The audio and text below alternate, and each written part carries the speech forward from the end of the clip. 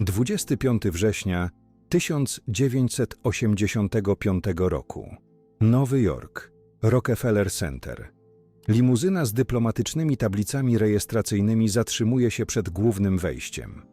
Generał Wojciech Jaruzelski, przywódca Polski Ludowej, w ciemnym garniturze i charakterystycznych okularach przeciwsłonecznych, wychodzi z samochodu. Z najwyższego piętra zjeżdża windą David Rockefeller. To bezprecedensowy gest.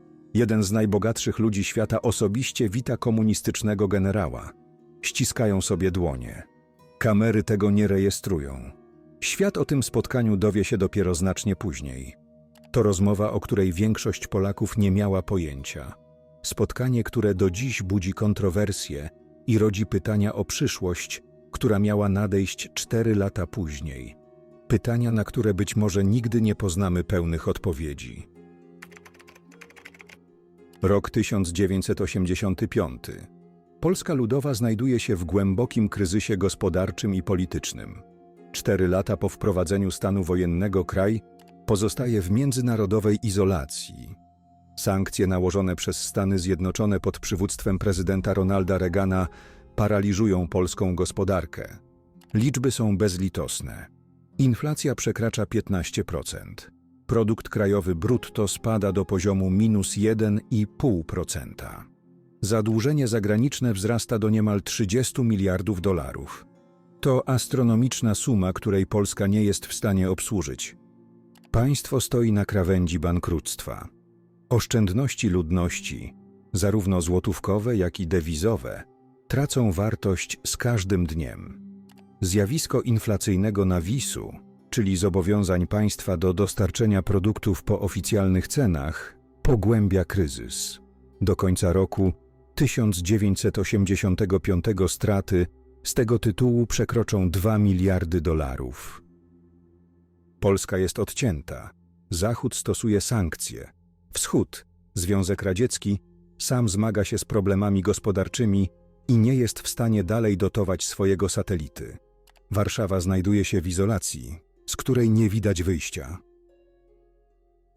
We wrześniu roku 1985 generał Jaruzelski przybywa do Nowego Jorku oficjalnie jako uczestnik sesji Zgromadzenia Ogólnego Organizacji Narodów Zjednoczonych.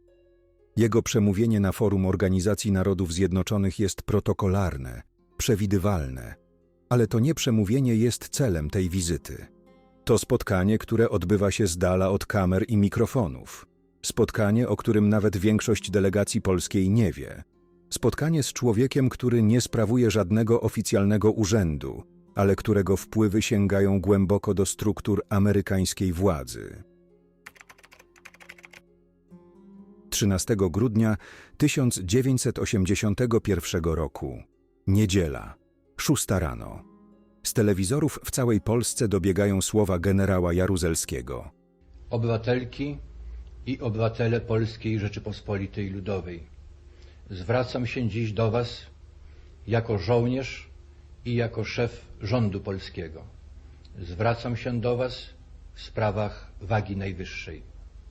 Ojczyzna nasza znalazła się nad przepaścią. Dorobek wielu pokoleń, wzniesiony z popiołów polski dom, ulega ruinie. Struktury państwa przestają działać. Gasnącej gospodarce zadawane są codziennie nowe ciosy.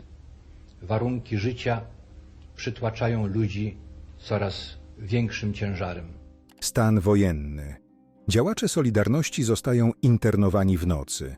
Tysiące ludzi trafia do więzień i obozów. Łączność telefoniczna przerwana. Granice zamknięte. Polska staje się więzieniem dla własnych obywateli.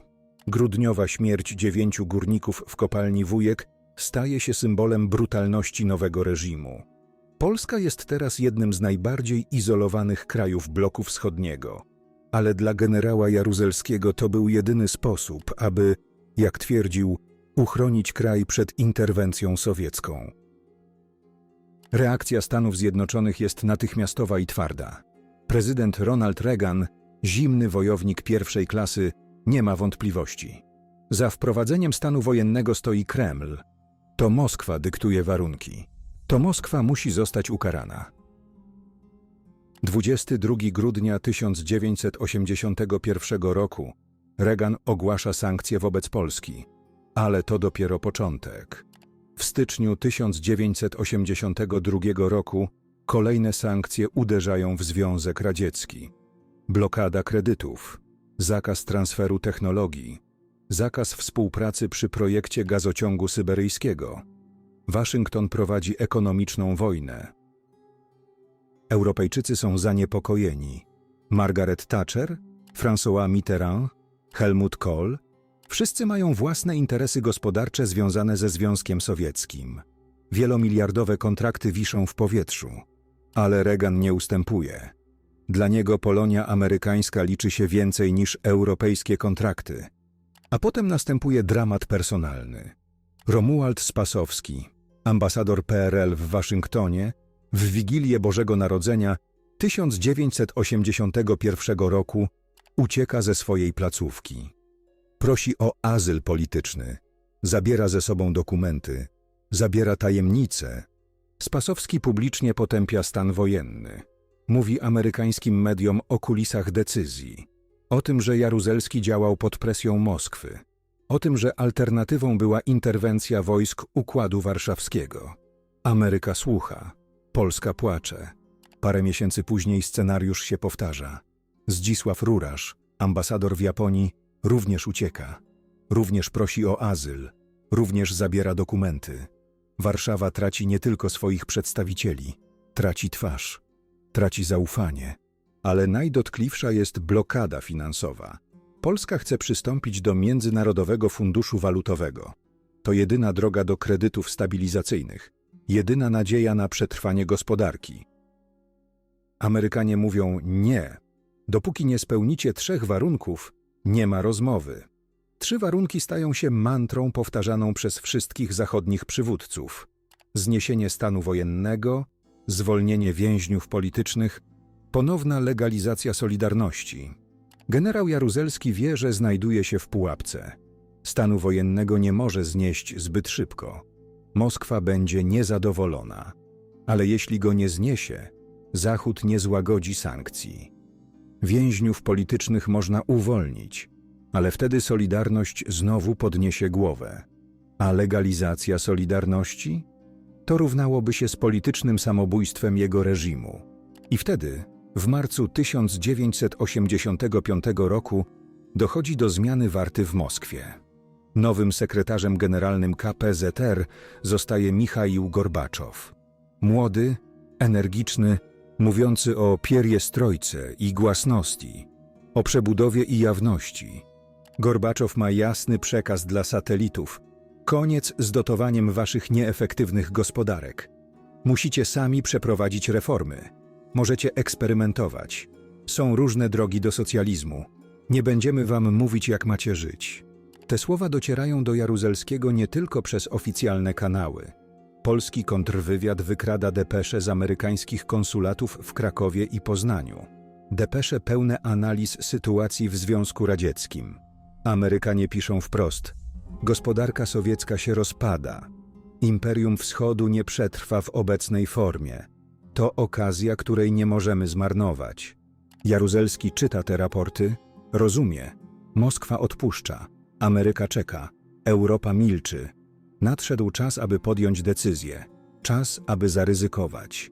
Czas, aby porozmawiać z człowiekiem, który może otworzyć drzwi. David Rockefeller. Nazwisko, które samo w sobie znaczy więcej niż jakikolwiek urząd. Szef Chase Manhattan Bank. Członek Council on Foreign Relations. Założyciel Komisji Trójstronnej. Człowiek, który zna wszystkich. Prezydentów, kanclerzy, premierów, monarchów. Urodzony w 1915 roku w nowojorskiej dynastii, która przez dekady kształtowała amerykańską politykę. Jego dziadek, John D. Rockefeller Sr., stworzył Standard Oil, monopol, który kontrolował amerykański przemysł naftowy. Jego ojciec, John D. Rockefeller Jr., finansował budowę Rockefeller Center i darował teren pod siedzibę ONZ. David studiował ekonomię w Yale, potem w London School of Economics. Potem University of Chicago, gdzie uzyskał doktorat. Ale jego prawdziwą edukacją były podróże. W latach 50. i 60. odwiedził dziesiątki krajów. Rozmawiał z przywódcami zarówno Zachodu, jak i Wschodu. W 1973 roku spotyka się z premierem Chin, Zhou Enlaiem. Otwiera drogę dla normalizacji stosunków amerykańsko-chińskich. W 1964 roku jest w Związku Radzieckim, rozmawia z Chruszczowem. Otworzy tam pierwsze biuro Chase Manhattan Bank. Choć nigdy nie sprawował oficjalnego urzędu politycznego, jego wpływy są ogromne. Doradza kolejnym prezydentom. Jest zapraszany na poufne spotkania. Jego zdanie ma wagę w Departamencie Stanu, w Radzie Bezpieczeństwa Narodowego. Jego bank udziela kredytów rządom, finansuje wielkie projekty infrastrukturalne, pośredniczy między Wschodem a Zachodem. W latach 70. Chase Manhattan Bank udziela Polsce kredytów na miliardy dolarów. Kredytów, które teraz Polska nie może spłacić. Ale we wrześniu 1985 roku David Rockefeller nie działa na własną rękę. Według dokumentów amerykańskich odtajnionych w późniejszych latach, spotkanie z Jaruzelskim jest koordynowane przez administrację Reagana. Biały Dom ma problem. Z jednej strony nie chce oficjalnie spotykać się z komunistycznym generałem, to byłoby polityczne samobójstwo. Polonia amerykańska, kluczowy elektorat, nigdy by tego nie wybaczyła. Z drugiej strony Waszyngton rozumie, że sytuacja w Polsce zmierza do punktu krytycznego. Powstaje plan. Rockefeller spotka się z Jaruzelskim jako osoba prywatna. Oficjalnie będzie rozmawiać o fundacji rolnej, projekcie wspierania polskich rolników z pominięciem rządu komunistycznego. Nieoficjalnie przekaże pewne sygnały. Do spotkania zostają dokoptowani ludzie zaufani przez Waszyngton, ale już nie posiadający funkcji rządowych. Zbigniew Brzeziński, legenda zimnej wojny, były doradca prezydenta Cartera do spraw bezpieczeństwa narodowego.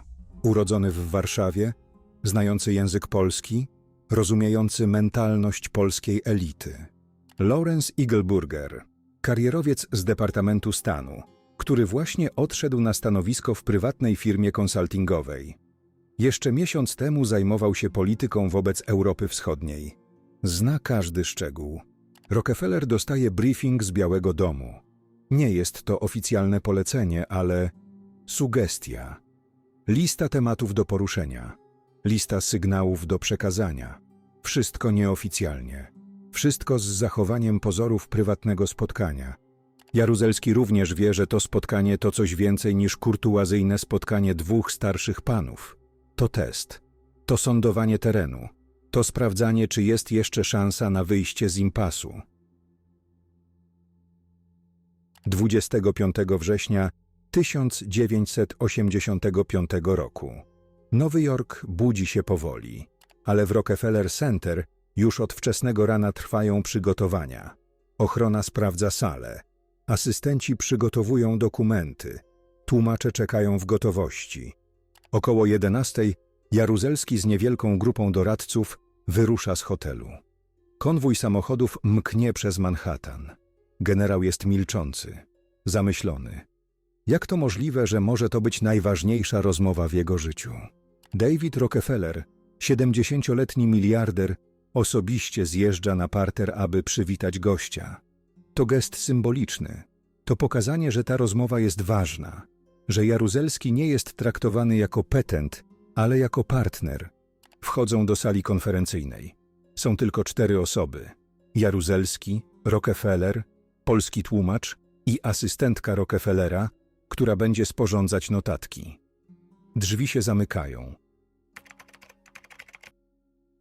Co dzieje się za tymi drzwiami przez kolejne godziny? Oficjalne dokumenty amerykańskie mówią jedno. Nieoficjalne relacje mówią drugie. Teorie spiskowe malują obraz trzeci. A prawda być może leży gdzieś pomiędzy. Według zachowanych notatek amerykańskich rozmowa koncentruje się głównie na projekcie fundacji rolnej. Rockefeller wyjaśnia koncepcję. Pieniądze z Zachodu miałyby trafiać bezpośrednio do polskich rolników poprzez struktury Kościoła katolickiego. Rząd Polski Rzeczypospolitej Ludowej nie miałby kontroli nad tymi funduszami. Jaruzelski słucha, zadaje pytania. Czy to oznacza, że Zachód akceptuje podział władzy? Czy to sygnał, że można negocjować? Rockefeller odpowiada dyplomatycznie. To krok w dobrą stronę. Pokazuje dobrą wolę z obu stron. Dlaczego Kościół? Bo to jedyna niezależna instytucja w Polsce. Bo to znak, że Zachód rozumie polską specyfikę.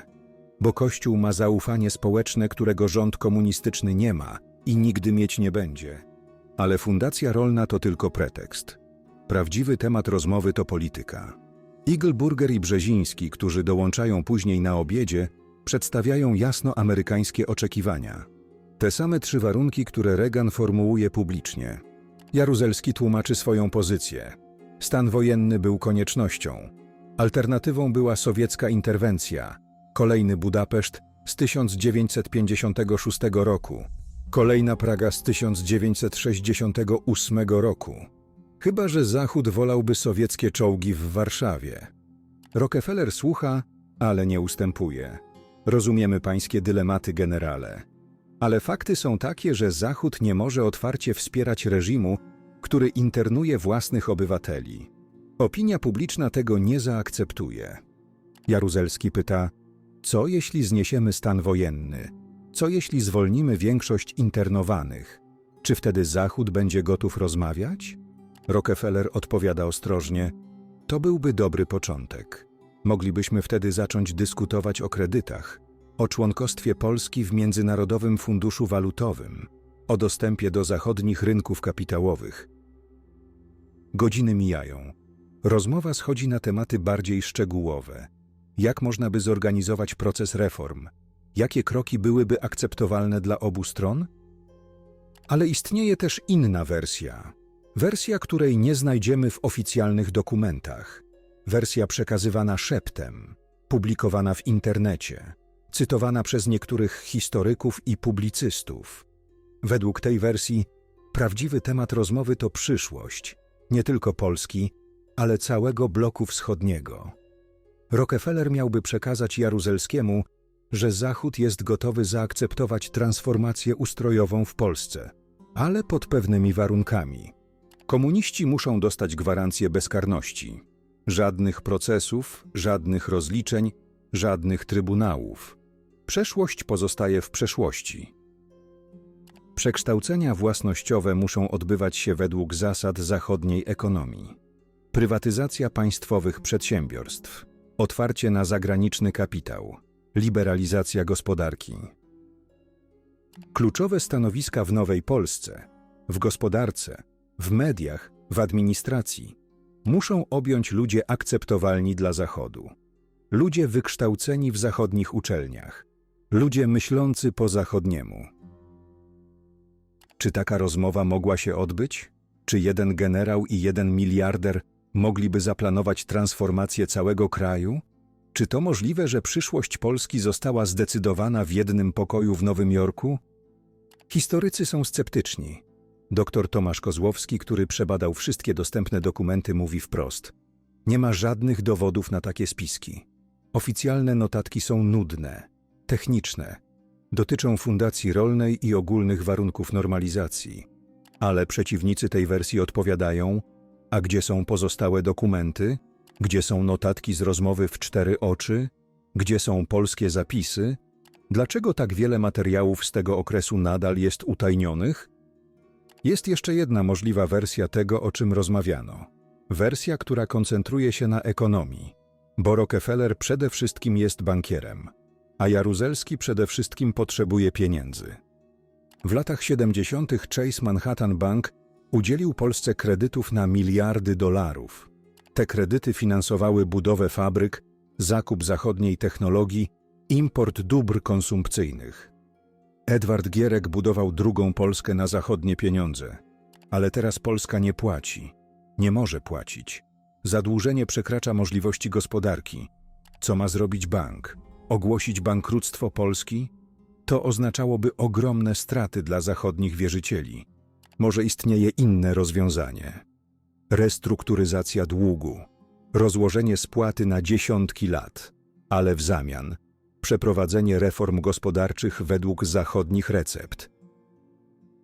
Rockefeller mógł zapytać, czy macie ekonomistów, którzy rozumieją, jak działa gospodarka rynkowa? Jaruzelski mógł odpowiedzieć, mamy ludzi. Wysyłamy ich na studia na zachód. Będą gotowi, gdy przyjdzie czas.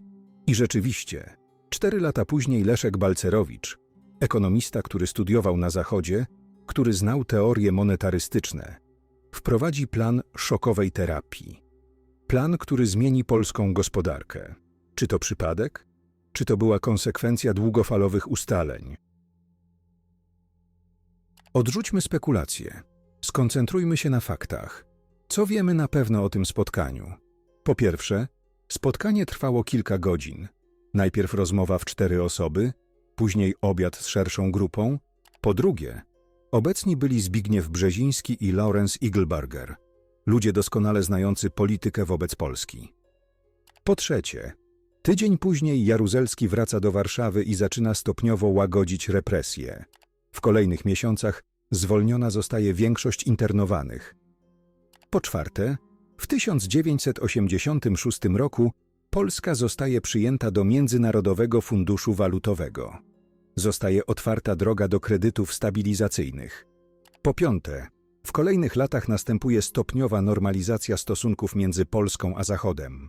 W 1987 roku wiceprezydent George Bush odwiedza Warszawę. Pierwszy tak wysoki rangą amerykański urzędnik od czasu stanu wojennego.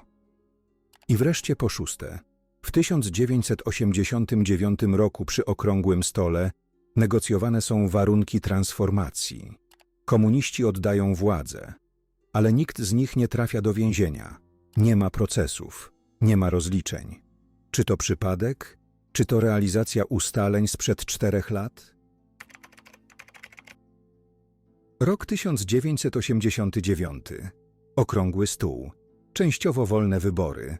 Pierwszy niekomunistyczny rząd. Początek transformacji. Polska wchodzi w nową epokę. Ale za jaką cenę? Stocznie gdańskie, kolebka Solidarności, zostają zlikwidowane.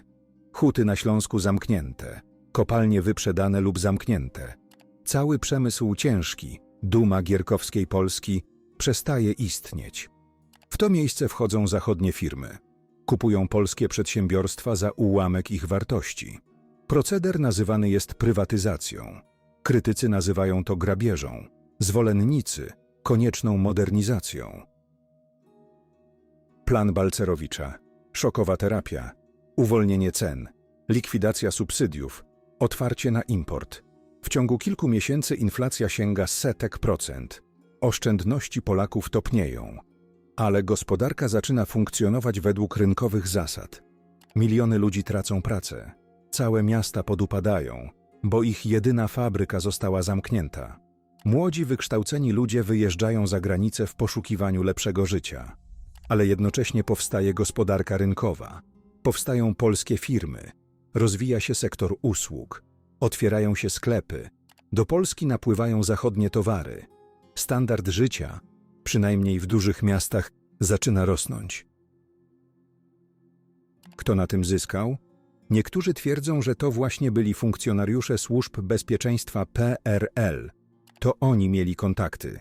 To oni wiedzieli, co i kiedy będzie prywatyzowane. To oni mieli dostęp do kredytów. To oni założyli pierwsze firmy. Inni mówią, że zyskali ci, którzy byli przygotowani. Ci, którzy studiowali ekonomię. Ci, którzy rozumieli zasady wolnego rynku. Ci, którzy potrafili dostosować się do nowych realiów. A zwykli ludzie? Ci, którzy całe życie uczciwie pracowali w państwowych zakładach? Ci, którzy wierzyli w obietnice Solidarności? Wielu z nich zostało za burtą nowego systemu. Zwolennicy teorii o wielkim spisku rysują taki obraz. Wszystko było zaplanowane. Spotkanie w 1985 roku było tylko początkiem. Później następowały kolejne kroki. Okrągły stół nie był spontaniczną negocjacją, ale realizacją scenariusza napisanego lata wcześniej. Według tej wersji Zachód wykorzystał słabość Związku Radzieckiego. Wymusił transformację na swoich warunkach. Zapewnił byłym komunistom bezkarność w zamian za ekonomiczne otwarcie Polski. Obsadził kluczowe stanowiska swoimi ludźmi. Pytania mnożą się. Dlaczego nie było lustracji przez lata? Dlaczego nikt nie poniósł odpowiedzialności za stan wojenny? Dlaczego prywatyzacja odbywała się w tak kontrowersyjny sposób? Dlaczego ci sami ludzie przez dekady zajmowali najwyższe stanowiska? Ale historycy mają inne wyjaśnienie. To nie był spisek. To była konsekwencja geopolitycznej sytuacji. Polska znalazła się między młotem a kowadłem. Związek Radziecki upadał. Zachód był gotów wkroczyć, ale na swoich warunkach. Okrągły stół był kompromisem. Żadna ze stron nie dostała wszystkiego, czego chciała. Opozycja musiała zaakceptować, że komuniści dostaną amnestię. Komuniści musieli zaakceptować, że tracą monopol władzy. I czy była alternatywa? Czy można było przeprowadzić transformację inaczej? Przykłady z innych krajów pokazują, że nie było prostych odpowiedzi. Jugosławia pogrążyła się w wojnie. Rumunia doświadczyła rewolucji z rozlewem krwi. Czechosłowacja rozpadła się. Polska przynajmniej uniknęła przemocy. Ale pozostaje pytanie fundamentalne. Czy można było zrobić to lepiej? Czy można było przeprowadzić transformację sprawiedliwiej? Czy można było uniknąć społecznych kosztów, które ponieśli zwykli ludzie? Polska dzisiaj jest krajem rozwiniętym, członkiem Unii Europejskiej, członkiem NATO. Gospodarka rośnie. Standard życia jest nieporównywalnie wyższy niż w 1985 roku. Ale jednocześnie kraj jest głęboko podzielony między tymi, którzy zyskali na transformacji, a tymi, którzy stracili. David Rockefeller zmarł 20 marca roku 2017 w wieku 101 lat. Do końca życia był aktywny, pisał książki, udzielał wywiadów. Ale o spotkaniu z Jaruzelskim mówił niewiele. Tylko ogólniki. Tylko oficjalna wersja o Fundacji Rolnej. Wojciech Jaruzelski zmarł 25 maja roku 2014 w wieku 90 lat. Do końca bronił swoich decyzji. Do końca twierdził, że stan wojenny był koniecznością. Ale szczegółów rozmowy z Rockefellerem nigdy nie ujawnił. Dwaj mężczyźni, którzy mogli znać prawdę, zabrali ją ze sobą do grobu. Zostały tylko dokumenty, notatki, wspomnienia świadków i pytania. Historycy nadal pracują, nadal przeszukują archiwa, nadal odkrywają nowe dokumenty, ale wiele materiałów pozostaje niedostępnych. Amerykanie nie odtajniają wszystkiego. System archiwów w Stanach Zjednoczonych jest skomplikowany. Niektóre dokumenty można odtajnić na wniosek, ale to proces, który trwa lata. Inne dokumenty są chronione przez dziesięciolecia ze względów bezpieczeństwa narodowego. Polskie archiwa są bardziej dostępne. Instytut Pamięci Narodowej odtajnił ogromną ilość dokumentów z okresu PRL, ale pewne materiały, szczególnie te dotyczące współpracy z zagranicznymi służbami, nadal są utajnione. A nawet te dokumenty, które zostały odtajnione, często są ocenzurowane, nazwiska skreślone, fragmenty zaciemnione. Powód? Ochrona źródeł, ochrona żyjących jeszcze osób, względy dyplomatyczne. Ale jest nadzieja. Każdego roku otwierają się nowe archiwa. Każdego roku badacze odkrywają nowe fakty. Każdego roku obraz staje się pełniejszy.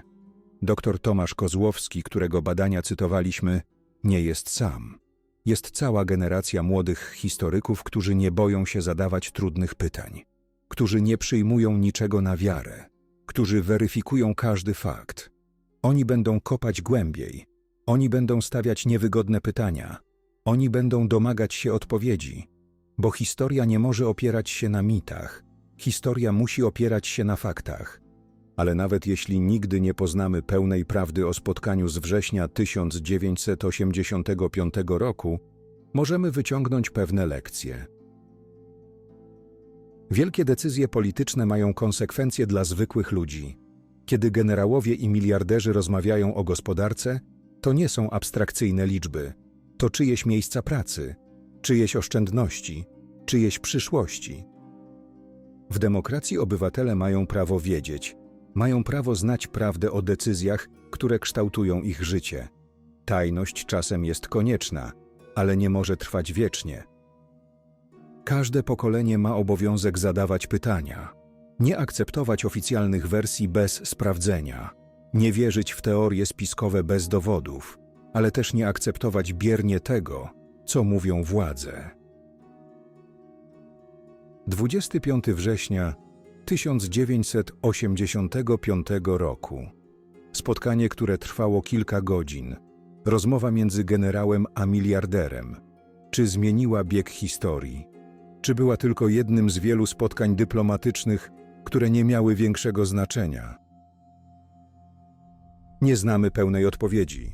Może nigdy jej nie poznamy. Ale jedno jest pewne. To spotkanie wpisuje się w szerszy kontekst przemian, które miały miejsce w połowie lat 80. Przemiany, które doprowadziły do upadku komunizmu i transformacji całej Europy Wschodniej.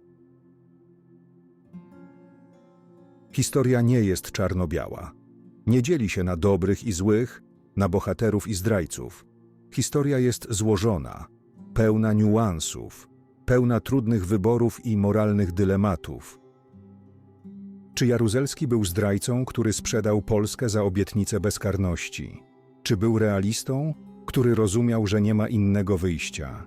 Czy Rockefeller był przedstawicielem zachodniego kapitalizmu, który chciał podporządkować sobie Polskę? Czy był pragmatykiem, który szukał rozwiązania dla skomplikowanej sytuacji? Prawda prawdopodobnie leży gdzieś pomiędzy, w odcieniach szarości, w kompromisach, w decyzjach podejmowanych w trudnych okolicznościach, kiedy nie ma dobrych wyborów. Są tylko wybory mniej złe. To, co możemy zrobić dzisiaj, to kontynuować zadawanie pytań, domagać się dostępu do dokumentów, wspierać historyków w ich pracy, nie akceptować łatwych odpowiedzi, nie ulegać ani propagandzie, ani teoriom spiskowym. Spotkanie Jaruzelskiego z Rockefellerem pozostanie jedną z wielkich zagadek naszej najnowszej historii. Być może kiedyś poznamy całą prawdę, a być może niektóre tajemnice pozostaną tajemnicami na zawsze. Ale jedno jest pewne. Nie możemy przestać pytać, nie możemy przestać szukać, bo historia to nie tylko przeszłość. Historia to lekcja na przyszłość. A co ty myślisz o tym spotkaniu? Czy wierzysz w oficjalną wersję historyków? Czy uważasz, że za zamkniętymi drzwiami zapadły decyzje o przyszłości Polski? Czy może prawda leży gdzieś pomiędzy? Zapraszam do dyskusji w komentarzach. Twoja opinia jest ważna. Twoja wiedza może uzupełnić obraz. Twoje pytania mogą skłonić innych do refleksji. Podziel się swoimi przemyśleniami poniżej. Jeśli ten materiał był dla Ciebie wartościowy, zostaw like, aby dotrzeć do szerszego grona. Udostępnij, aby inni też mogli się zastanowić. Zasubskrybuj kanał, aby nie przegapić kolejnych odcinków. Bo historia nie pisze się sama. To my, obywatele, mamy obowiązek jej strzec i zadawać niewygodne pytania. Dziękuję za poświęcony czas. Dziękuję za uwagę. Dziękuję za to, że chcesz wiedzieć więcej.